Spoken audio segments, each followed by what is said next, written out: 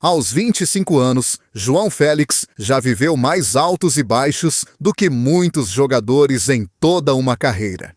Apontado como o maior talento português da sua geração, vendido por uma fortuna astronômica e tratado como um príncipe do futebol moderno, Félix parecia destinado à glória eterna. Mas, por trás dos sorrisos nas apresentações oficiais e dos vídeos promocionais, escondia-se uma história muito mais sombria.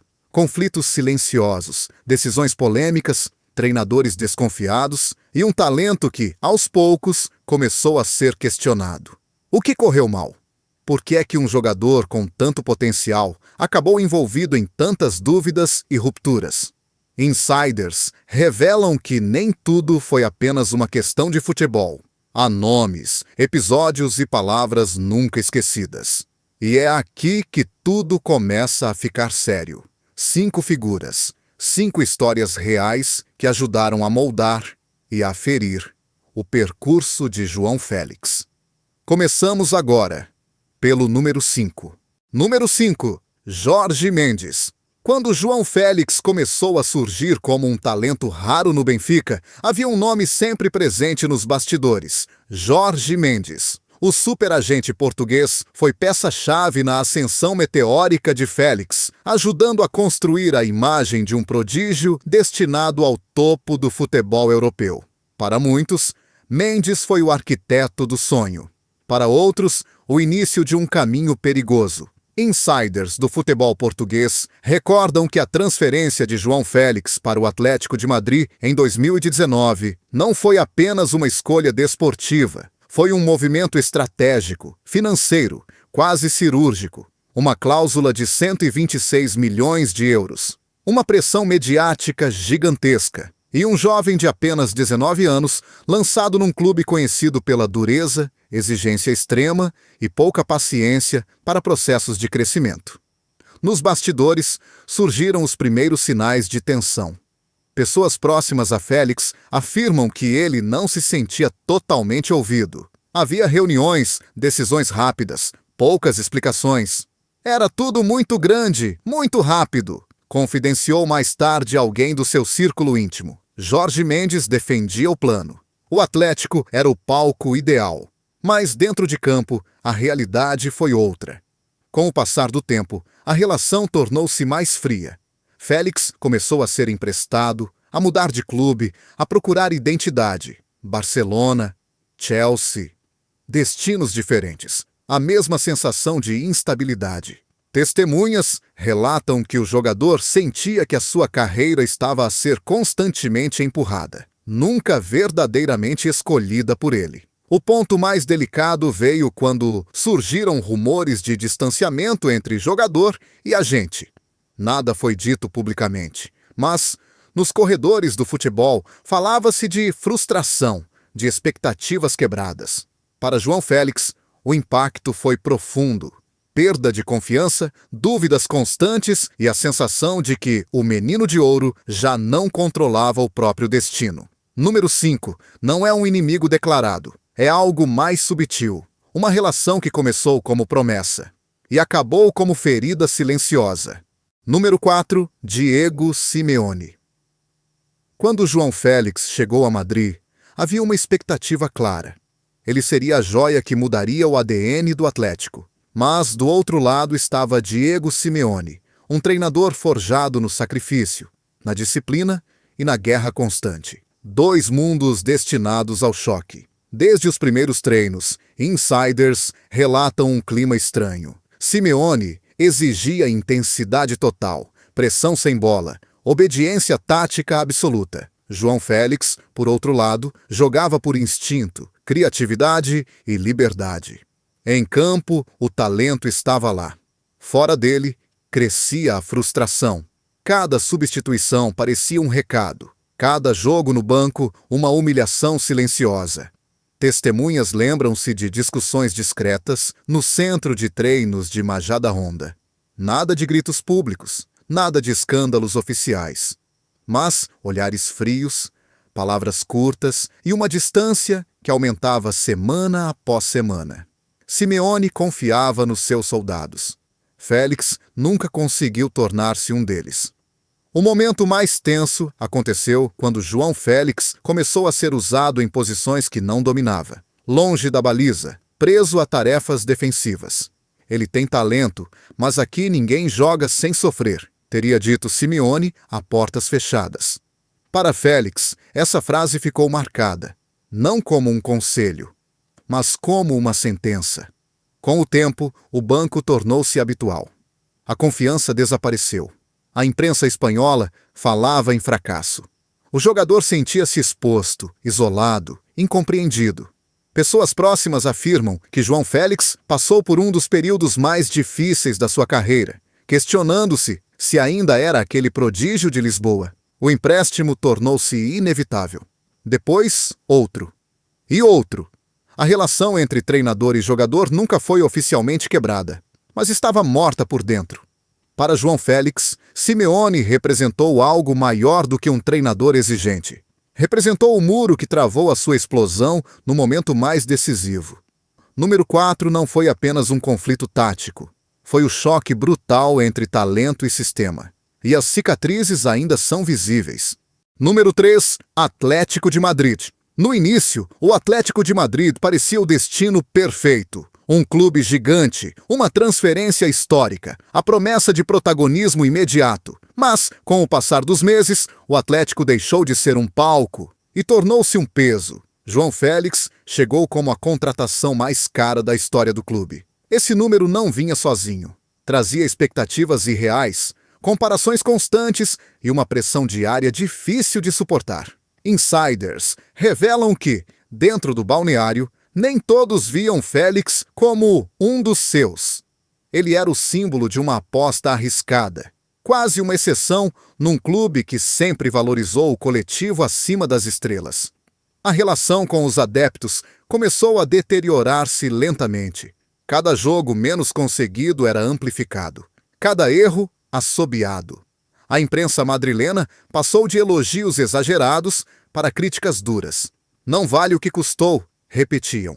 Para um jogador jovem, sensível e ainda em formação, o impacto foi devastador.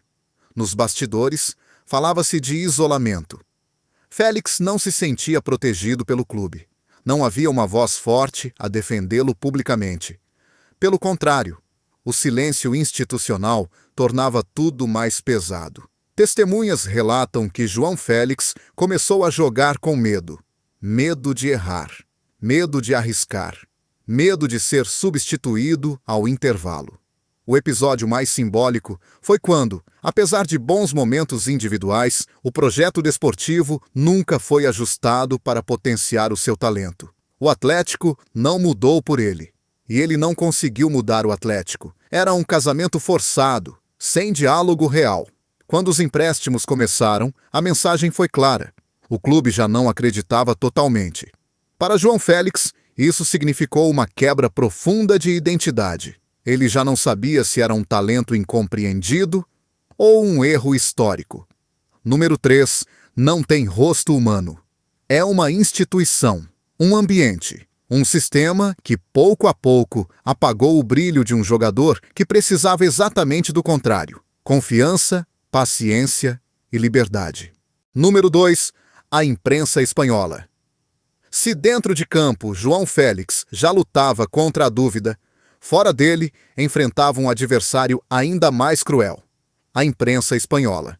No início, os títulos eram grandiosos. Novo craque, o futuro chegou, o herdeiro do talento ibérico. Mas essa lua de mel durou pouco. Assim que o rendimento deixou de ser perfeito, o tom mudou. Insiders recordam capas duras, comentários venenosos e debates televisivos, onde o nome de João Félix era repetido como símbolo de fracasso. Não se analisava o contexto. Não se falava de idade, adaptação ou sistema de jogo. Tudo se resumia a um número: 126 milhões. E a pergunta martelava todos os dias: valeu a pena? Testemunhas próximas ao jogador revelam que Félix lia tudo: críticas, ironias, comparações humilhantes. Promessa eterna, talento perdido, jogador de highlights. Cada palavra deixava marcas. O problema não era apenas a crítica técnica. Era o ataque à identidade, à personalidade, à confiança.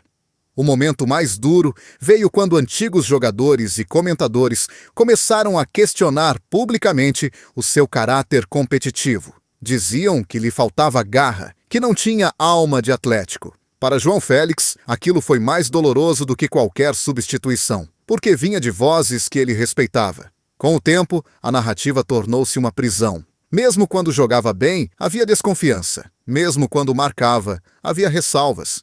Pessoas do seu círculo afirmam que o jogador começou a sentir vergonha de errar, como se cada falha confirmasse um rótulo já decidido. A consequência foi clara: ansiedade, silêncio, distanciamento. João Félix tornou-se mais fechado, mais contido, menos espontâneo. O futebol deixou de ser prazer, tornou-se sobrevivência. Número 2 não tirou pontos nem minutos em campo, mas roubou algo muito mais precioso: a leveza de jogar sem medo. Número 1. Ele próprio. No fim de todas as listas, conflitos e acusações, João Félix enfrentou o adversário mais difícil de todos: ele próprio. Insiders afirmam que, nos momentos mais silenciosos, longe das câmaras e dos estádios cheios, Félix travava uma luta interna profunda. Não contra treinadores, clubes ou jornalistas, mas contra a imagem que criou de si mesmo. Desde muito cedo, foi tratado como gênio, como escolhido, como alguém destinado a ser diferente. Essa narrativa, repetida vezes sem conta, criou uma pressão invisível. João Félix sentia que não podia falhar, que não tinha direito ao erro. Cada jogo menos conseguido era vivido como uma traição ao talento que lhe atribuíram. Testemunhas próximas revelam que o jogador começou a duvidar das próprias decisões: arriscar ou jogar seguro, driblar ou passar, ser criativo ou obedecer. Esse conflito constante refletia-se em campo. O brilho surgia em momentos isolados, mas desaparecia quando mais precisava de continuidade. O episódio mais revelador foi quando Félix admitiu, em conversas privadas, sentir-se preso à expectativa alheia. Não jogava apenas para vencer.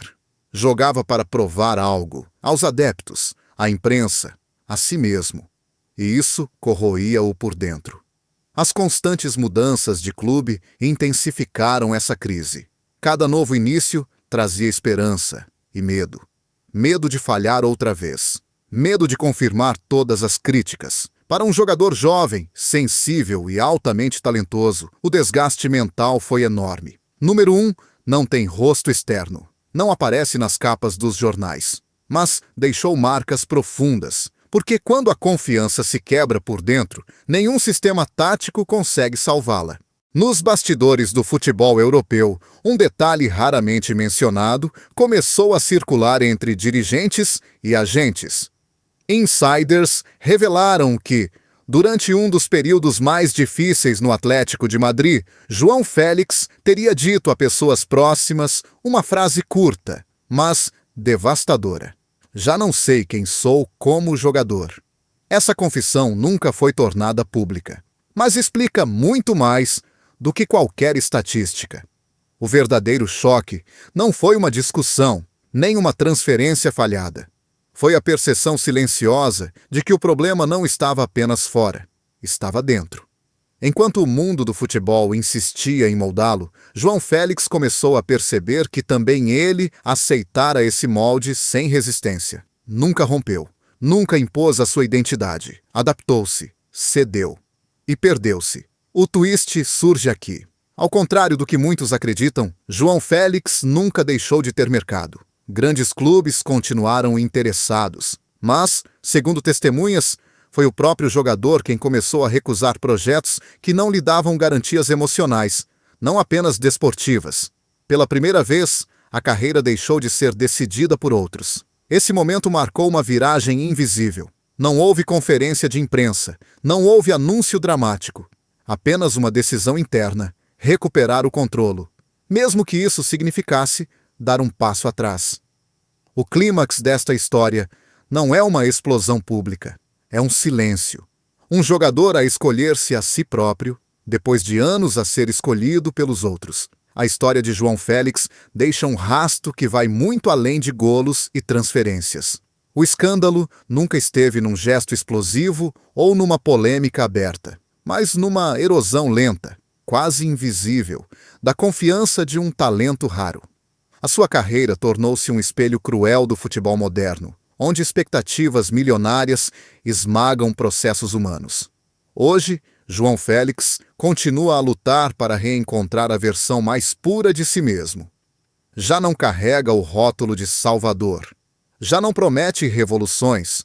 Procura apenas estabilidade, identidade e prazer em jogar. Pessoas próximas afirmam que ele está mais consciente, mais seletivo, menos disposto a sacrificar a própria essência por promessas vazias. O impacto das suas escolhas ainda é debatido. Para alguns, ele desperdiçou anos preciosos. Para outros, sobreviveu a um sistema que raramente perdoa fragilidade. Mas talvez a verdade esteja no meio. João Félix não falhou por falta de talento. Falhou porque o talento, sozinho, nunca foi suficiente. Esta história mostra que a glória no futebol lança sombras longas e que, por vezes, o maior desafio de um prodígio não é conquistar o mundo, mas não se perder nele.